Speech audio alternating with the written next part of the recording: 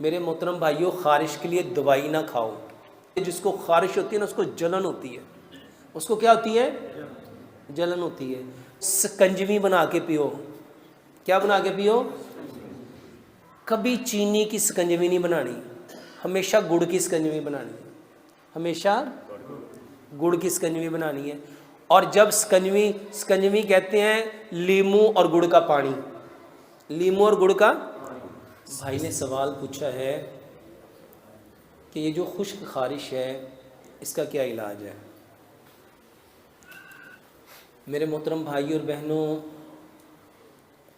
کسی بھی چیز کا علاج کرنے سے پہلے ہمیں یہ جاننا چاہیے کہ یہ بیماری آتی کہاں سے ہے، یہ ہوتی کیوں ہے۔ ہم ساری زندگی علاج تلاش کرتے رہتے ہیں اور جس کی وجہ سے بیماری آئی اس کو جانتے نہیں۔ میرے محترم بھائیوں، اگر ہم پیارے پیغمبر جناب محمد صلی اللہ علیہ وآلہ وسلم کی زندگی کا مطالعہ کریں تو نبی صلی اللہ علیہ وآلہ وسلم جب معراج پہ گئے تو نبی صلی اللہ علیہ وآلہ وسلم نے فرمایا، میں کچھ ایسے لوگوں کے پاس سے گزرا جن کو جہنم میں خارش کا عذاب دیا جا رہا تھا۔ ان کے ناخن بڑے ہوئے تھے اور وہ اپنی کھالوں کو اس طرح سے کھجلی کر رہے تھے کہ وہ اپنا گوشت ہڈیوں سے جدا کر رہے تھے۔ خارش، اب خارش کے لیے کیا کریں؟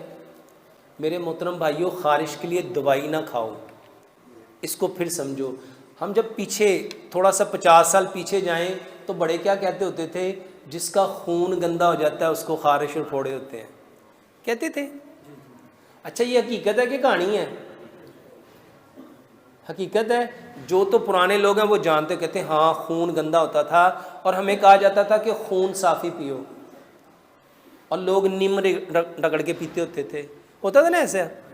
اچھا، خون میں گردش کون کرتا ہے؟ خون میں گردش کون کرتا ہے؟ خون میں شیطان گردش کرتا ہے۔ میرے محترم بھائیوں، خون میں حدت آتی ہے، جس کو خارش ہوتی ہے نا اس کو جلن ہوتی ہے۔ اس کو کیا ہوتی ہے؟ جلن ہوتی ہے۔ تو پہلے توبہ کرنی ہے، دوسرے نمبر پہ میرے محترم بھائیوں سکنجوی بنا کے پیو۔ کیا بنا کے پیو؟ کبھی چینی کی سکنجوی نہیں بنانی، ہمیشہ گڑ کی سکنجوی بنانی ہے، ہمیشہ گڑ کی سکنجوی بنانی ہے۔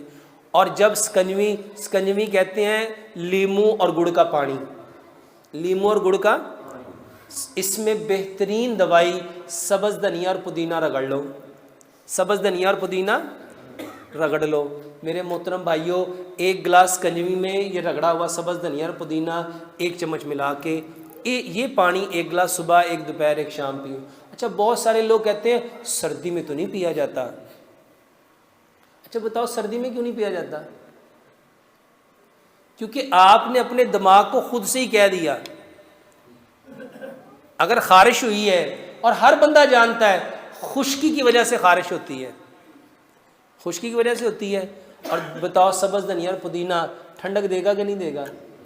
جلن کو ختم کرے گا کہ نہیں کرے گا؟ اور دوسرے نمبر پہ میرے محترم بھائیوں، آپ نا زیتون کا تیل استعمال کرو، زیتون کا، اس نیت سے کرو کہ پیارے پیغمبر جناب محمد صلی اللہ علیہ وآلہ وسلم نے فرمایا زیتون کھاؤ بھی، زیتون پیو بھی، اور زیتون کے تیل کی مالش کرو، یہ مقدس درخت کا تیل ہے، اور اللہ سبحانہ و تعالیٰ نے زیتون کی قسم کھائی ہے۔ تو جس کو خارش ہے میرے محترم بھائیوں وہ زیتون کا تیل لگائے۔ بہت سارے لوگوں کو زیتون سوٹ نہیں کرتا تو وہ کیا کریں؟ وہ سرسوں کا تیل لگائیں۔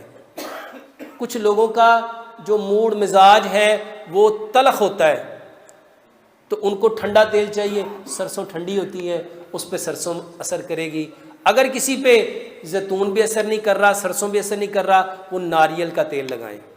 اور ایک کام اور میرے محترم بھائیوں، یہ جو کیلا ہے نا، کیلا یہ بہترین علاج ہے۔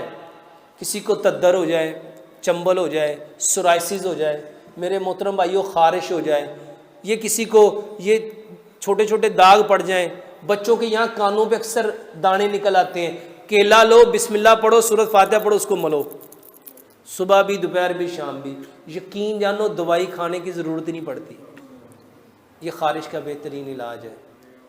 کسی اور بھائی کا کوئی سوال؟ اکثر آپ میتھی اور کبجی دانے کا بتاتے ہیں. میں